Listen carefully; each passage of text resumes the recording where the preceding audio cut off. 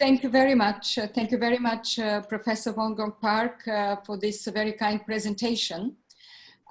First and foremost, I would like to thank Professor Sung Hyun Chang, the president of Handong University, and also my dear friend, Ambassador Chung Hee Han, for the very kind invitation to participate in the opening of the academic year, and also to give this lecture about global citizenship education. I'm particularly happy because I'm very attached to Korea, to Korea's experience. Korea has always been a great partner of UNESCO, and particularly during my 8 years as Director General from 2009 to 2017, when I participated very actively within the United Nations work on the adoption of the Agenda for Sustainable Development 2030, under the leadership of the then Secretary General of the United Nations, your eminent compatriot, Mr. Ban Ki-moon. I'm also particularly happy because I know that your university has been actively involved in this process, having a strong cooperation with UNESCO, with the educational agenda and beyond, and also because your university has been one of the first that has been designated as member of another important initiative launched once again by Mr. Ban Ki-moon, and becoming a member of the United Nations Academic Impact.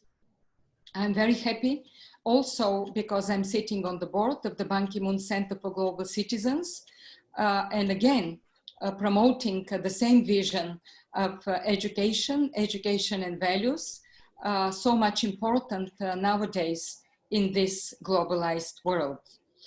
I think this lecture is very relevant also during the time of challenges that we are undergoing now, the whole world, with the global pandemic of the coronavirus, where the attention should be once again turned to some important public goods such as health and education, and what kind of a moral compass for solving all these problems is very high on the agenda of political leaders, of experts, of academic institutions, and looking once again at education as one of the answers I believe is critical to what is happening in the world today. So let me now turn to my lecture, which is, as I entitled it, it is about global citizenship education and United Nations Agenda for Sustainable Development. I think it is important from the perspective, historic perspective, also to look at the story, I would say, the history of how education was considered by political leaders and how it evolved, and how it became part of the most important part of the agenda of UNESCO. It is very befitting to talk about it now when we celebrate the 75th anniversary of the signing of UNESCO's constitution, and also we are celebrating the 75th anniversary of the creation of the United Nations. It is befitting because I believe with all the challenges that we have nowadays in the world, and also sometimes we see attacks on multilateralism, we see tendencies to withdraw from multilateral organizations, we see also the challenges of reforming the United Nations and all the specialized agencies, which is important part of the adapting the multilateral system to the challenges nowadays of the world. It will not come as a surprise that being for 8 years Director General of UNESCO, I feel particular engagement and attachment to multilateralism. And I think it is the only platform that exists nowadays in the world to discuss and to find solutions to some of the pressing problems. So the thinking behind the creation of UNESCO was quite extraordinary. I would say quite revolutionary for the time. It was still during the Second World War, where in London in 1942, the ministers of education of the Allied countries at the time convened a conference and decided to create an organization for international cooperation in the areas of education mostly, but then culture and sciences, and further on communication was added to it, because the thinking about how to secure peace after the devastating Second World War was very important. And when I say it's quite an extraordinary thinking, and it's inscribed in the Constitution of UNESCO, that there should be a very strong cooperation in these fields, and the purpose of the organization should be to contribute to peace and security by promoting collaboration among nations through education, science, and culture, in order to further universal respect for justice, for the rule of law, for the peoples, for the human rights and fundamental freedoms, which are affirmed by the peoples of the world without distinction of race, sex, language, or religion, by the Charter of the United Nations. And then further, it was inscribed in UNESCO's constitution that since wars begin in the minds of men, it is in the minds of men that the defenses of peace must be constructed.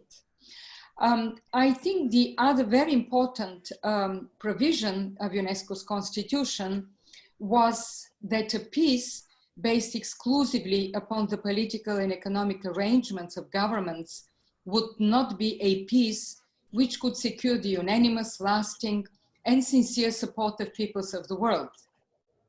That peace must be founded, if it is not to fail, upon the intellectual and moral solidarity of mankind.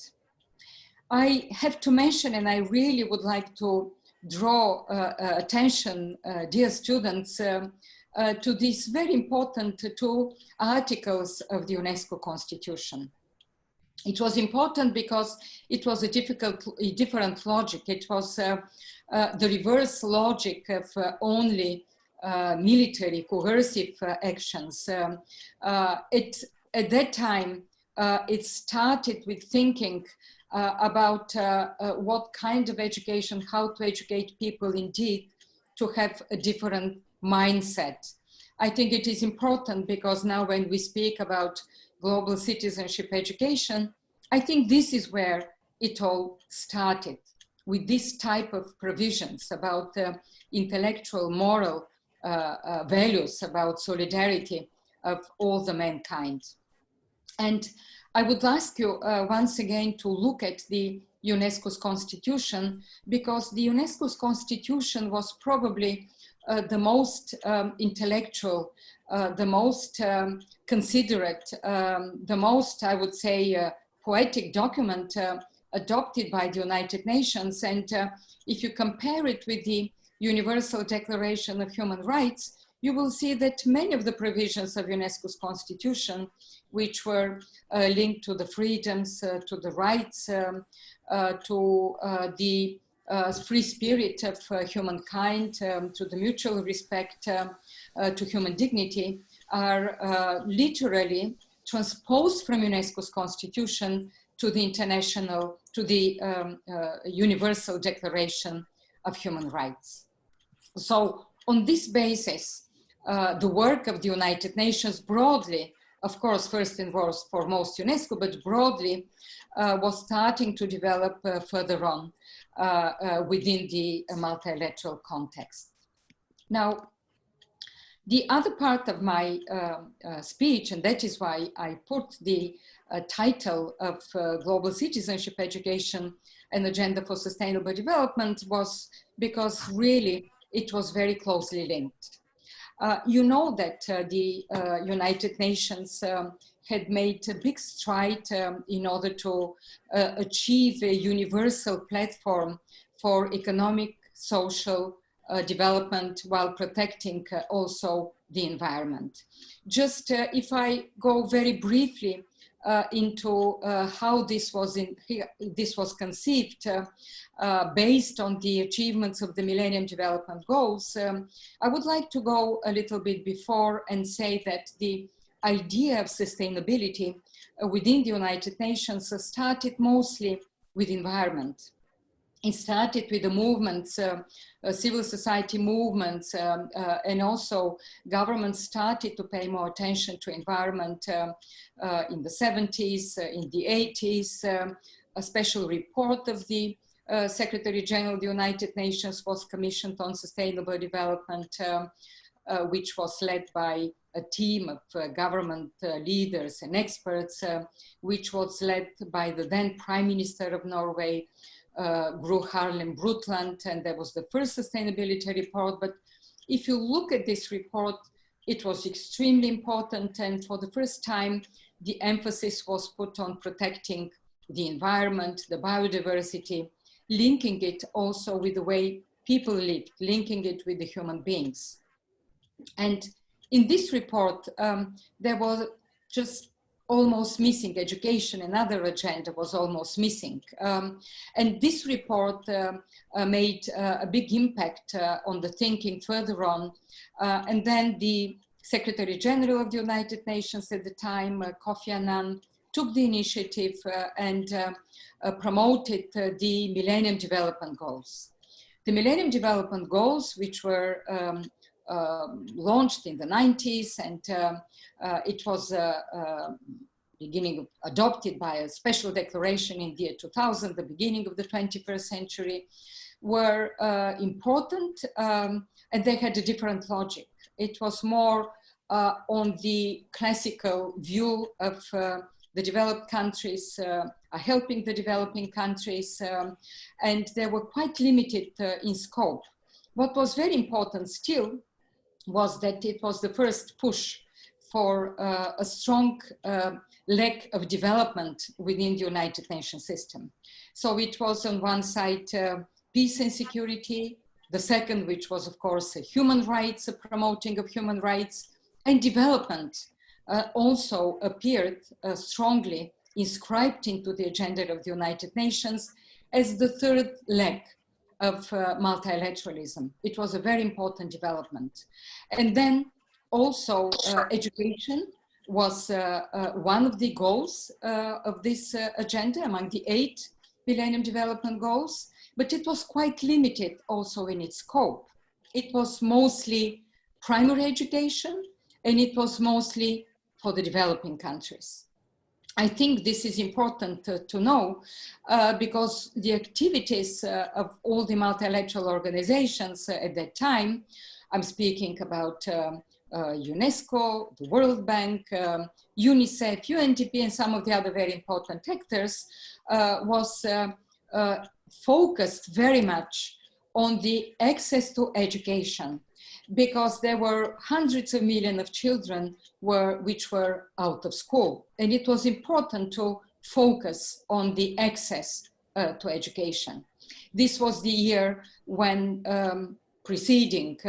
when UNESCO launched the Education for All campaigns, and further on in the lecture, I would show how this thinking came about. But the Sustainable Development Goals, which were based on this, had a very, very different logic. The Sustainable Development Goals was an important message for everybody. They were inclusive, they were universal, they were encompassing all the aspects of social economic development, environmental also, and they had a very strong moral base, moral foundation. And this moral foundation was no one must be left behind, that people who are hardest to reach should have a priority. It was indeed a very just and equitable approach to development.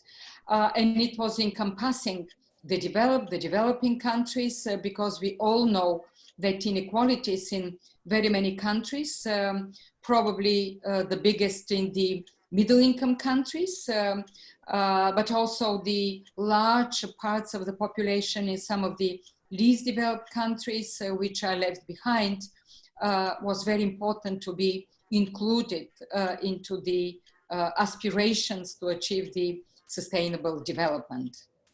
So, as I said, the profound ethical foundation of the Sustainable Development Goals is very important driver for the implementation. And I would say that unanimously adopted by the heads of states and governments in 2015, it made very clear that for the first time in the history of humanity, ethics was in the basis of decisions, of developments, of ambitions, and a foundation of development. As I have always said, and I think it is not a luxury that some cannot afford, but it is really a foundation for development.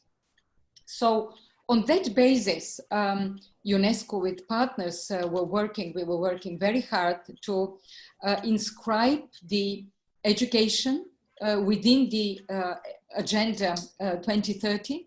And it was a very important work.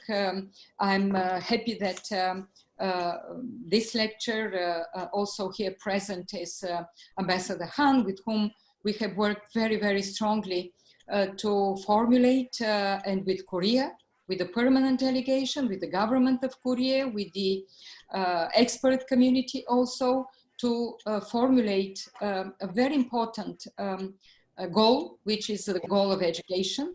And I'm happy to say that we succeeded, and we have now goal number 4, which is there. It is the goal to promote inclusive and equitable quality education and lifelong learning for all. This formulation of goal number 4, we adopted at a major forum in Incheon in 2015.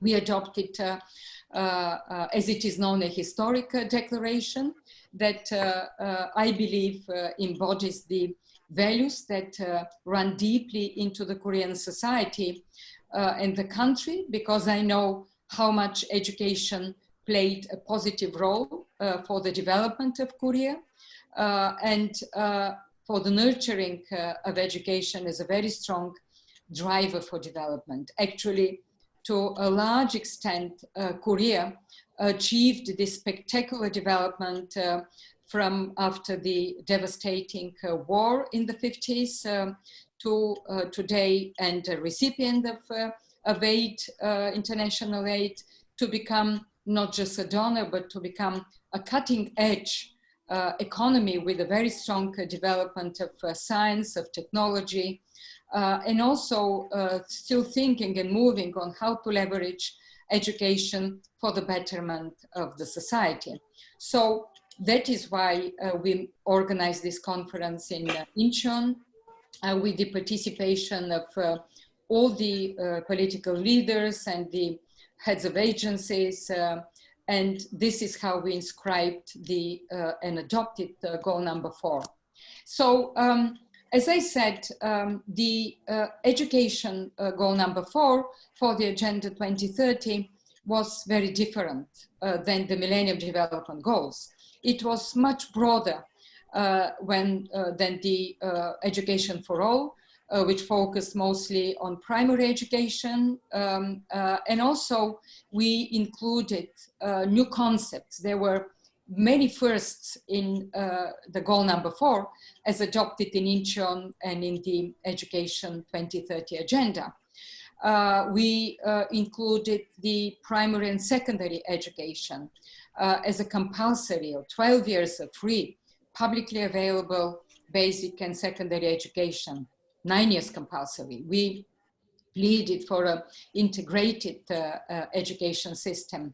It is for the first time, once again, that higher education was seen as part of this integrated system. We, for the first time, also promoted lifelong learning opportunities for all. It was a very important message, particularly in the current day globalized world and the fourth industrial revolution, because we think that all through life, people should have the possibility to adopt new skills, to be educated, and also to be educated in, I would say, broader terms as compared to the previous Millennium Development Goals. Now, when we were working on the formulation of goal number 4, and this is where, as I said, there were many firsts, including global citizenship education as a target, and I will come further on to that. We had long debates. We had numerous conferences and involving academia, universities, Hangdong University, also including on thinking what actually should be the role and purpose of education in societies, in economies, in a rapidly changing world when we have profound socioeconomic and technological changes. We were thinking also a lot into the new developments, which is, of course, the internet, connectivity, and all these new technologies bring to societies and make the world interconnected. And of course, we were thinking of what education in the fourth industrial revolution, as it is called by the founder of the World Economic Forum, Charles Schwab, but also I would say this concept is already embraced and very much, or once again, a focus of intensive debates among experts and academic community. It was very important to look at the different ways and skills of changing of education systems so that they could respond to these new emerging challenges and conditions in the world and in different parts. Now, when we were speaking about and debating these education systems and new ideas, we had a lot of previous experience to step on. The famous Brazilian education and philosopher who very much changed the perception of education some 30 years ago, Paulo Freire, described education, and as I say, as the practice of freedom by which men and women deal critically and creatively with reality and discover how to participate in the transformation of their world. I think these are very important words. This philosopher, educator, Paulo Freire, very much changed the perception of education in terms of moving only of education, of thinking, conceiving it as a giving information or knowledge. It was very much about the values that education brings to a human being and to the whole of society, and finally also to the world.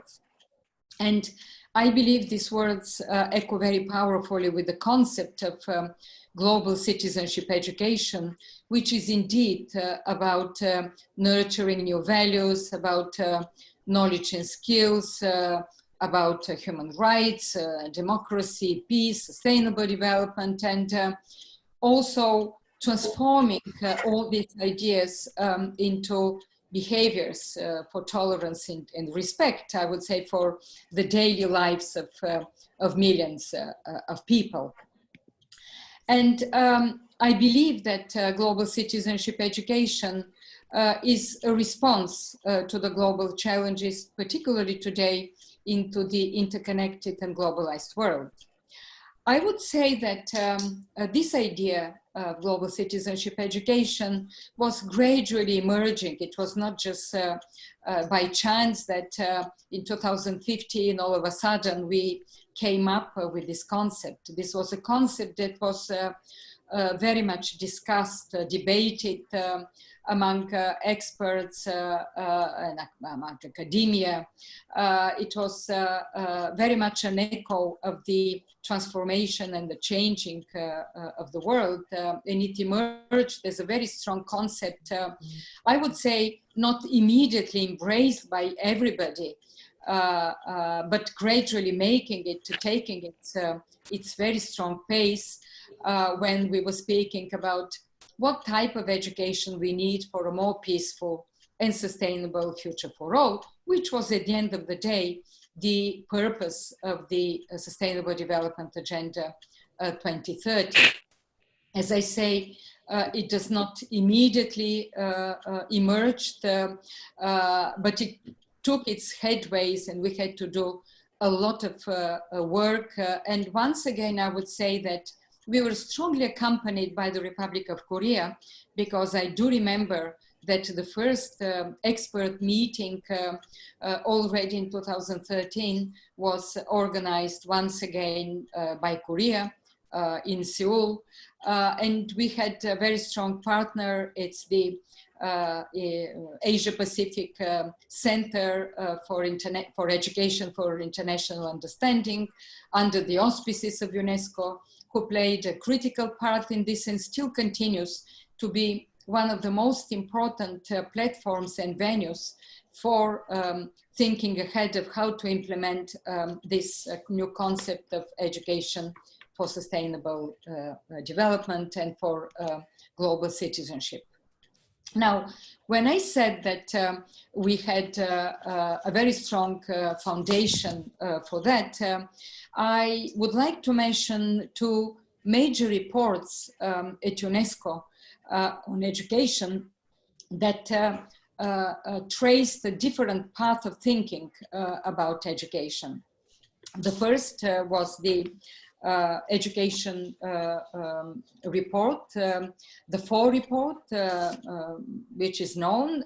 It was published by and prepared by an international commission under the leadership of the former Prime Minister of France, Félix Faure. It was published in 1972, and this report for the first time introduced also an interesting concept, which is the concept of the learning societies, and it was linking indeed education with the changing of economies, with the emerging globalization. And I think it was important because this concept of lifelong learning made its headways further and move very strongly, and finally is inscribed once again in goal number 4. The second report, which is really probably the most influential in terms of adopting the concepts of first education for all and then the Sustainable Development Goals, was the 1996 report, which is the report of, under the auspices of Jacques Delors, the former French minister and president of the European Commission, which was published in 1996. The report under the title of Learning, the Treasure Within, which proposed for the first time a holistic and integrated vision of education based on the 4 pillars, which were learning to be, learning to know, learning to do, and learning to live together. I think it was an important report because we have to think a little bit about the context. It was in 1996, it was in the 90s, and it was the time when the world was changing. It was after the demise of the Cold War. It was the beginning of a globalization, and the predominant view at that time was about the liberalization of the economy, and that education should serve only and looked in its economic value, that it prepares young people for the work of life. And the Delors report tried to introduce and did introduce new elements into the thinking about education. It is indeed about education in its 4 pillars, into the deeper and, as I mentioned here, that education is the principal means to foster a deeper and more harmonious form of human development and thereby reduce poverty, exclusion, oppression, and war. So it introduced the important message that education is not just important for the economy, it is, of bringing the relevant skills, but it is bigger than that. That education indeed is about development of people. And I would say that this integrated vision of education, that the report changed the paradigm of education. It was widely considered to be a key reference for the overall conceptualization of education and learning worldwide. It influenced enormously the paradigm of lifelong learning and with the 4 pillars, which was very important. This report also changed and influenced enormously UNESCO's own strategic vision and programs.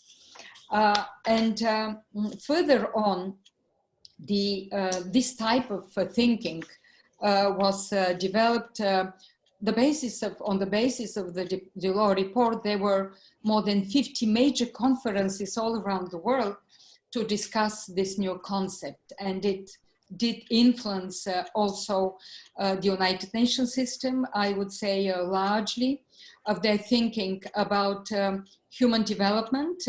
I would like just to mention one particular example of this changing mentality and environment about human development. Until the 90s, the beginning of the 90s, the overarching criteria for measuring the progress and success of the countries for the GDP per capita. Since the beginning of the 90s, it was the first time actually that the United Nations proposed a new measure, a new measurement, a new criteria, which was human development. And it was at that time that the UNDP, the United Nations Development Programme, with all the other specialized agencies and broadly, started to publish the human development reports. And in these human development reports, part of the measurement of the success of societies, the progress of societies, were such areas like health and education.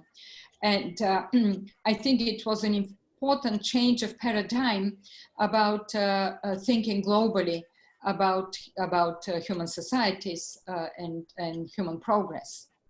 And I do believe that the shifting of paradigm of education at that time was also extremely important to make this shift and introduce this new concept. And on the basis of this new concept of human development, which now we know that every year the United Nations under the leadership of UNDP publishes such reports on human development, has influenced immensely the thinking about economists, sociologists, governments, and many other countries and many other international entities important like the World Bank, OECD and others have embraced this concept of human development in order to make on that basis also their measurement and their consideration of what is human progress.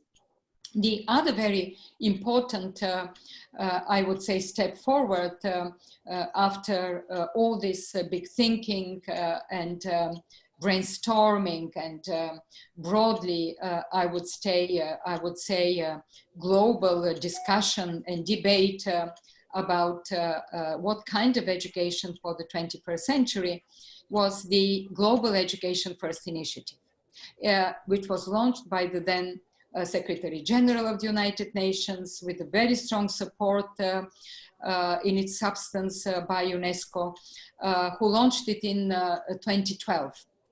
I think it was a very important initiative, and I do remember, because I did discuss that many times with Mr. Ban Ki-moon, and UNESCO was fully behind this initiative, drafting the concept paper.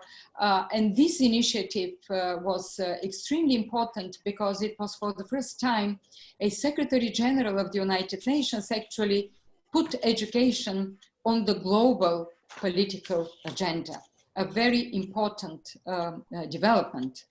And within this concept, which has three important pillars, it was first, it was access and equity in education. It was the unfinished business of the Millennium Development Goals, education for all. Let's get kids to schools.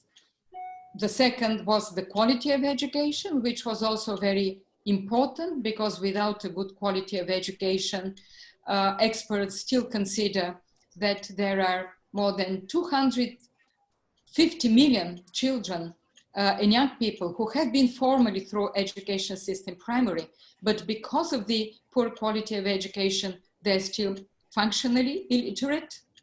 And also the third pillar, the third leg of this global education first initiative was extremely important. This was global citizenship education.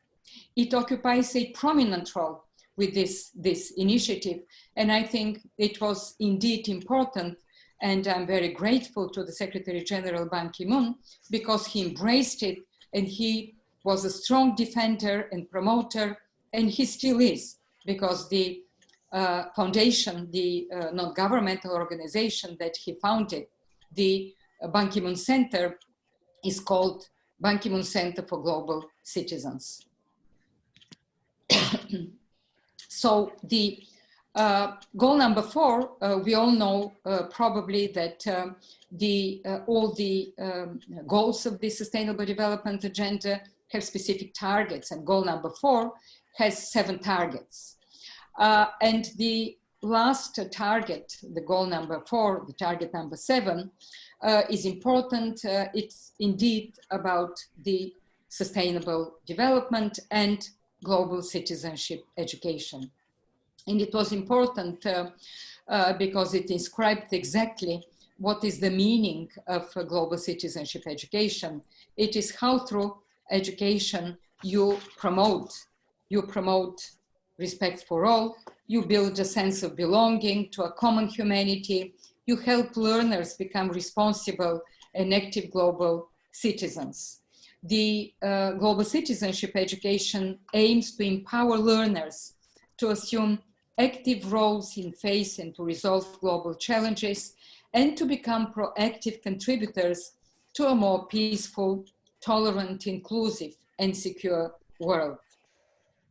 Education for global citizenship indeed helps young people develop the core competencies which allow them to actively engage with the world and help them make this place a more just and peaceful. This, as we consider, is a form of civic learning that involves at the same time students' active participation in projects that address global issues of a social, political, economic, and environmental nature.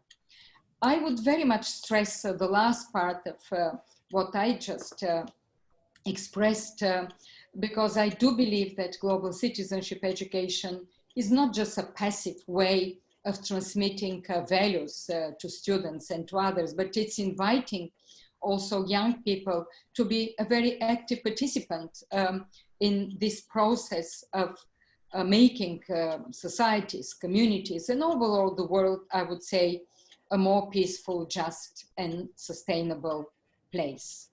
So it was already, as I said, into Education First initiative, which noted that it is not enough for education to produce individuals who can read, write, and count, that education must fully assume its central role in helping people forge this type of tolerant and inclusive societies. So I do believe that it was an important message at that time, and it still continues to be a very, and even more, I would say, important message today. So when the Global Education First initiative was launched, it was indeed raising very high the profile of the new concept of global citizenship. It was a new model of integration.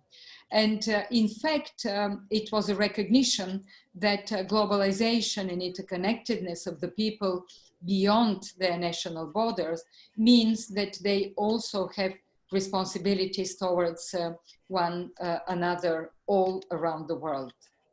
That is why I call this global citizenship education a new responsibility also of education. As I just said, education is not just a technical way of transferring knowledge, but it is more of interconnectedness also with the people, with one another. That education is also about values, values of human rights, of mutual respect, of living together, and that we must go beyond literacy and numeracy.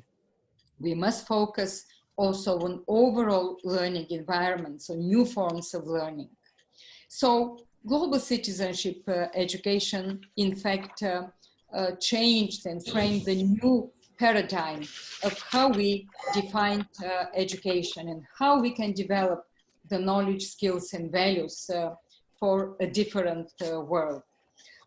Global citizenship education actually included three important domains.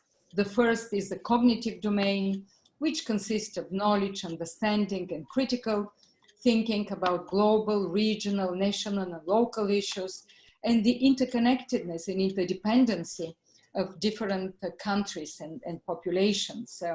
It is important that this type of critical thinking is inscribed into the curricular and also into the teacher training, because this is very important, both, I would say, for the new learning environments and for the new requirements of the fourth industrial revolution, but also, as I said, for making societies a different place to live.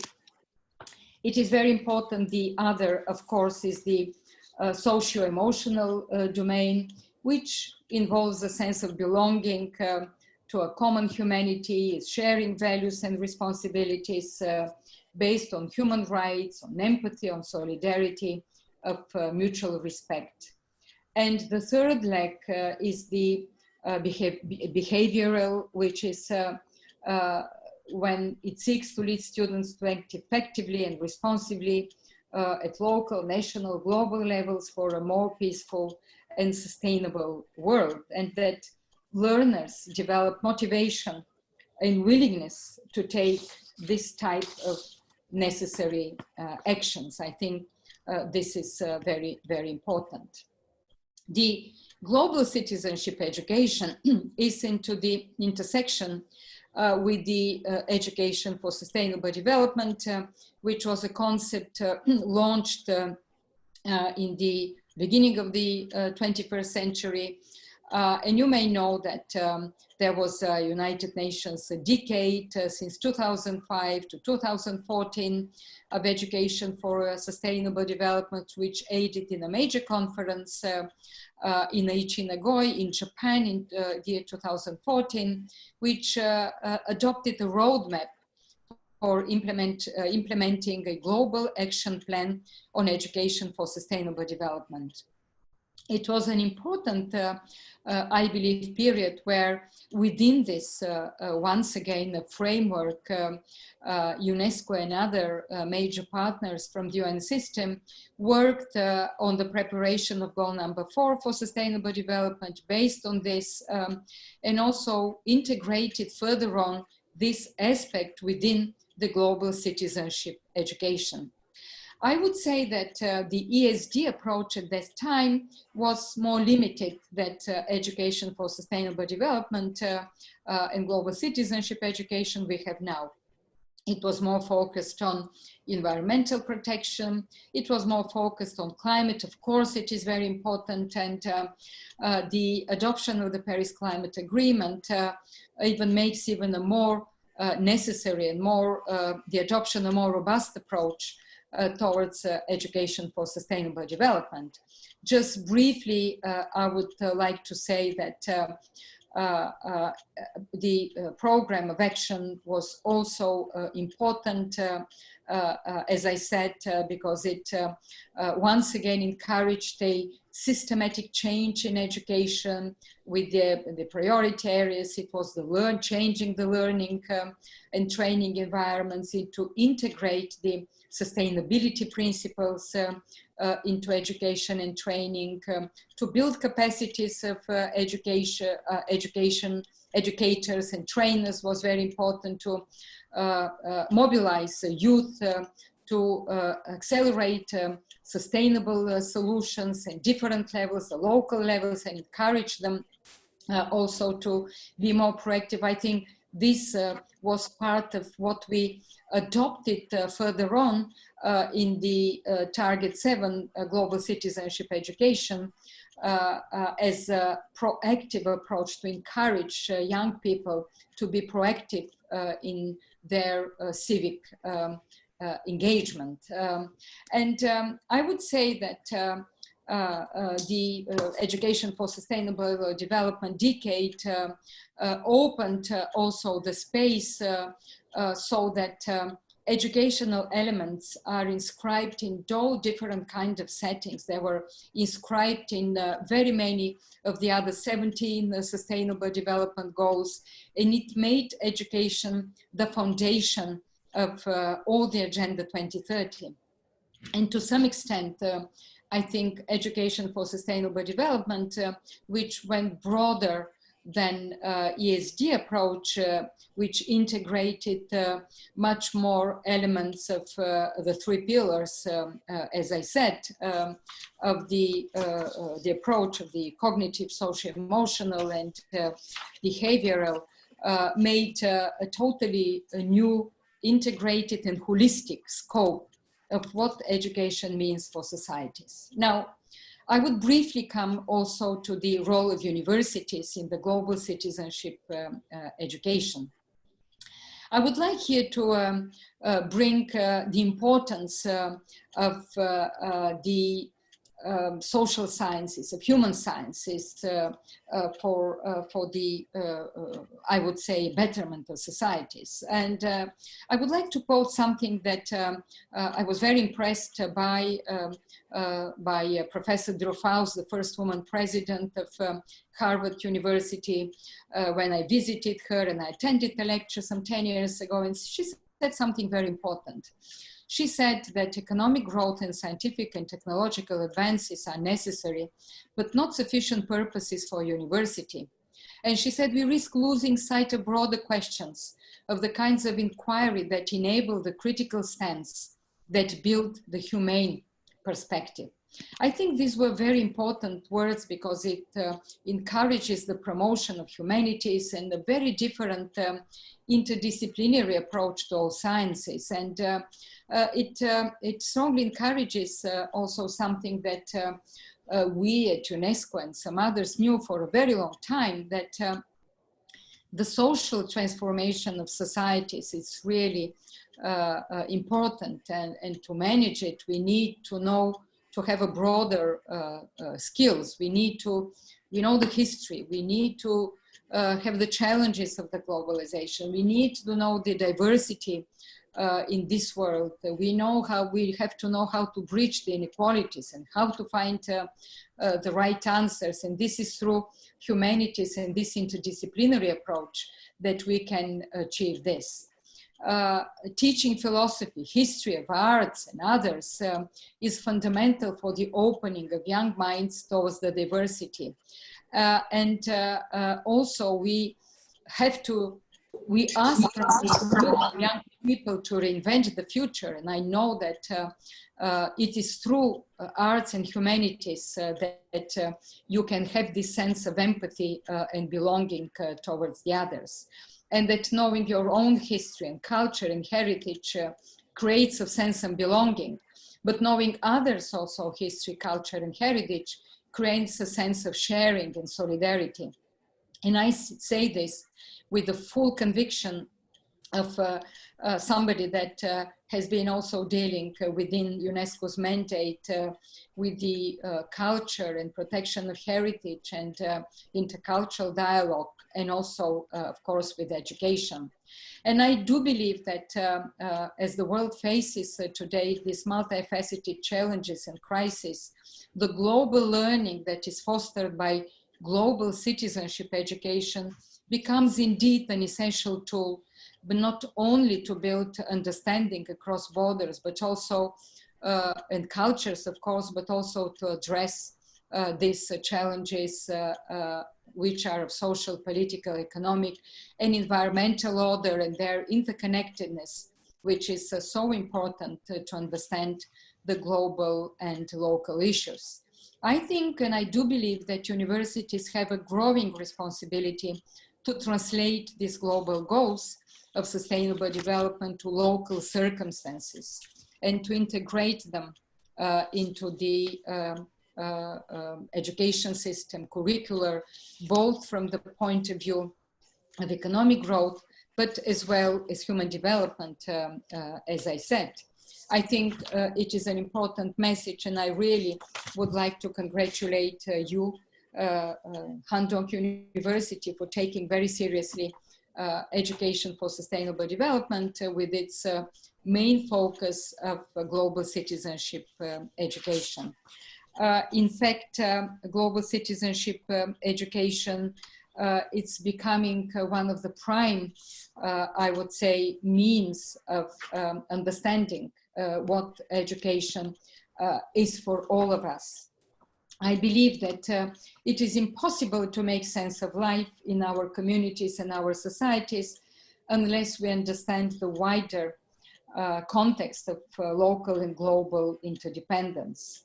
And I think it is impossible to understand also and to make sense of our life if we do not ask ourselves a question: how does the wider world affect life in our own communities, and how our communities also relate to the rest of the world?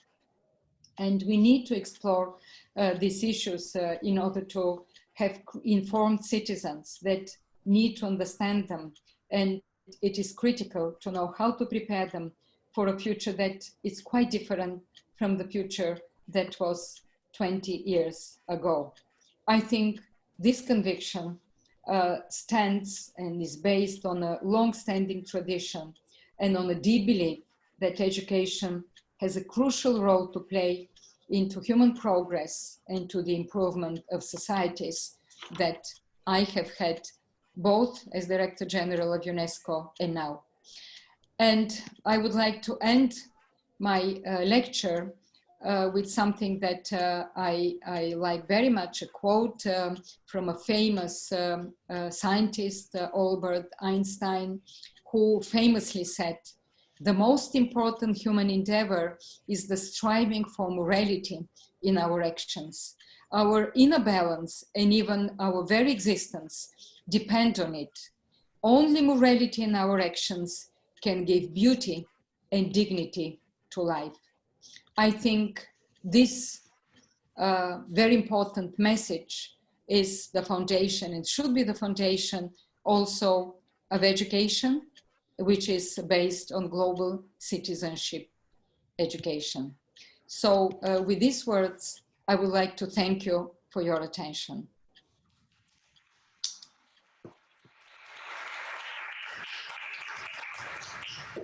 Okay, thank you, Dr. Bokova.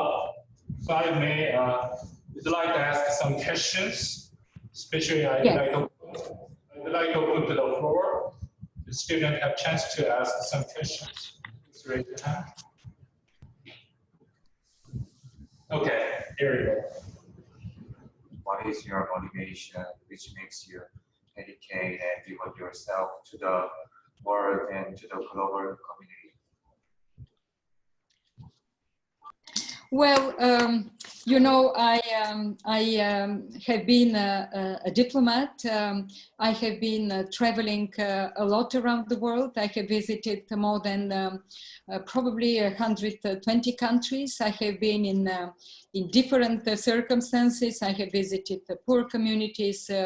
I have been in many universities. I have seen a lot of advancement of human progress, and I'm very passionate about diversity. I'm very passionate about a world living together. I think what is very much needed nowadays, it's solidarity, is empathy.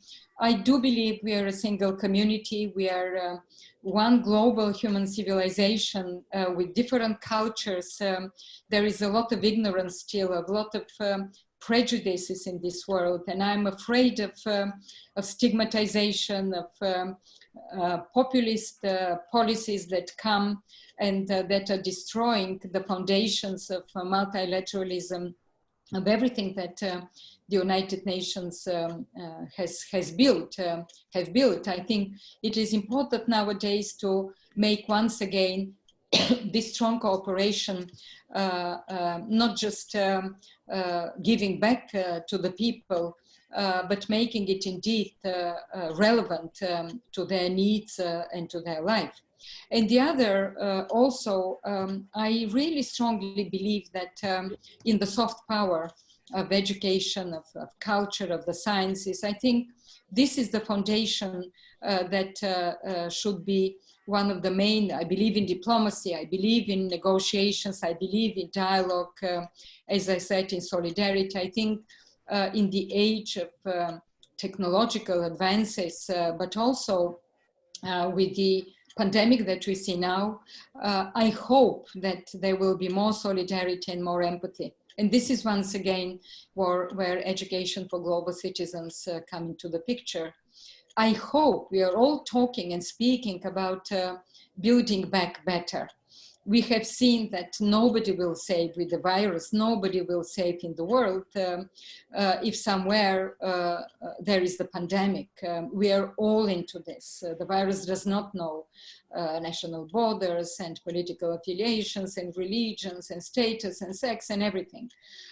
We really need, we are one united humanity, and based on the values of this, we have to develop a stronger cooperation. In some way, I think we are going back to what I started this lecture with, the foundation of UNESCO. Since wars begin in the mind of man, it is in the mind of man then the foundations of peace must be constructed. This is the very essence of global citizenship education. It is the foundation of what kind of human beings and humanity we want to build. And I'm a deep believer in this. Thank you for today, and it was really great to meeting you. And I'm wondering, what was your biggest challenge when you were director of UNESCO? Can you hear me?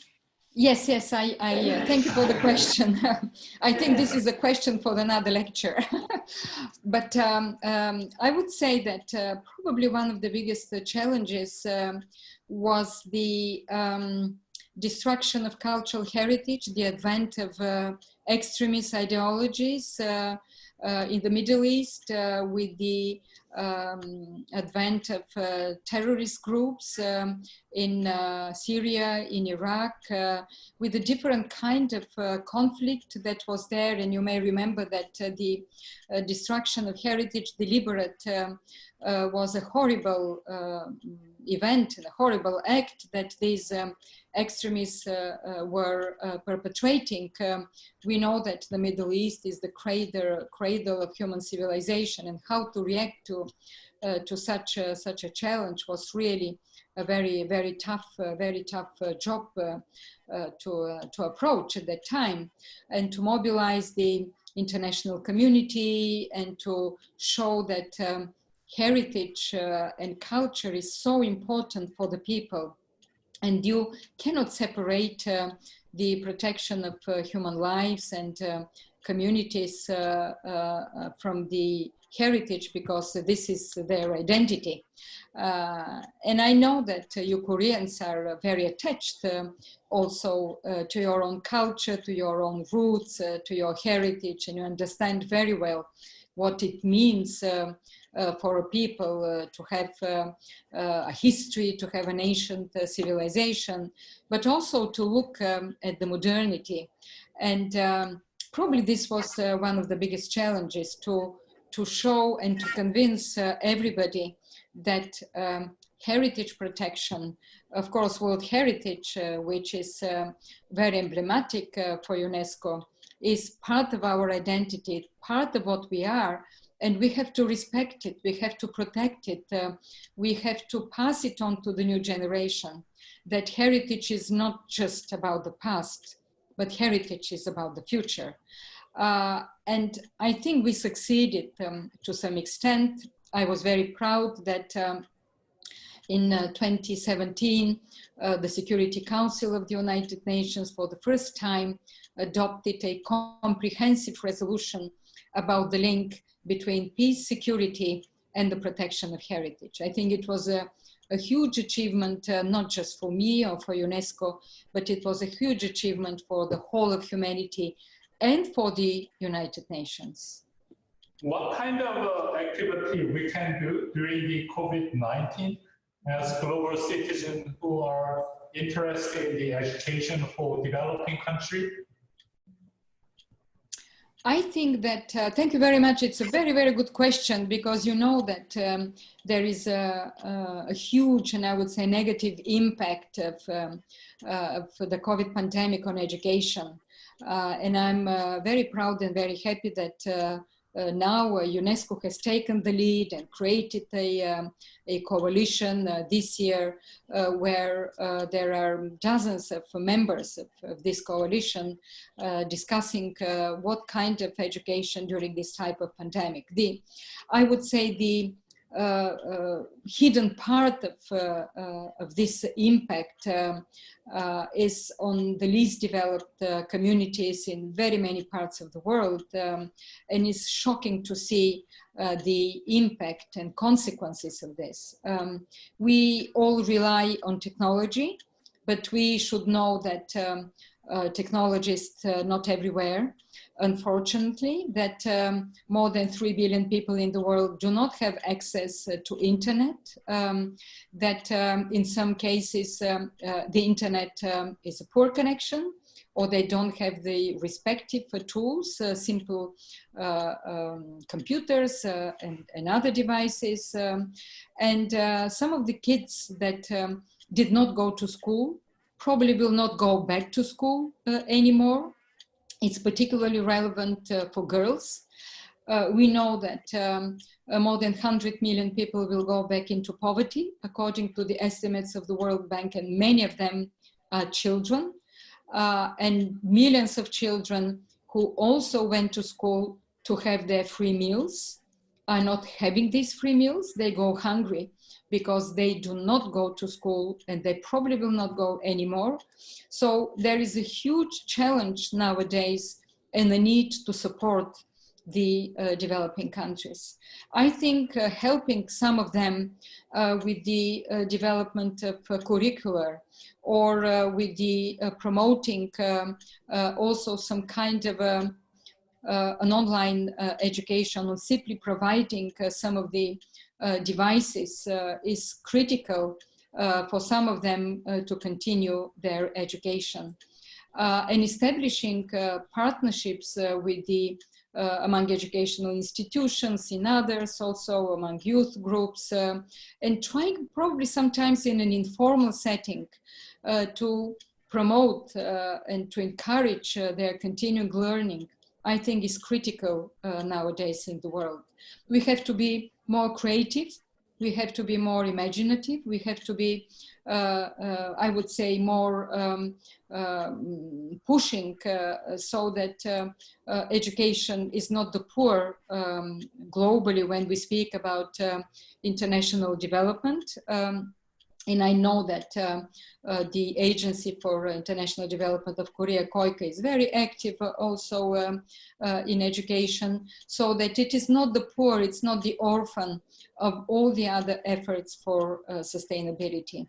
Because without education, we know that none of the other 17 Sustainable Development Goals will be achieved. And also we know from practice, from data, that health and education are closely linked, that they're the two, once again, pillars of human development. So I would encourage you to be proactive, creative, and to find a way to encourage some of these educational activities in these poor communities.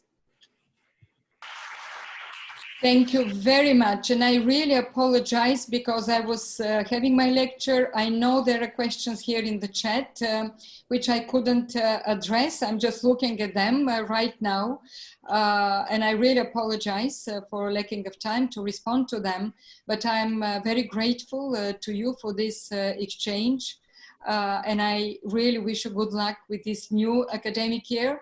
It's challenging, it's blended education, as I see. It's in presence and online, but I'm sure that your course also on global citizenship education will give you a lot of inputs also for the future.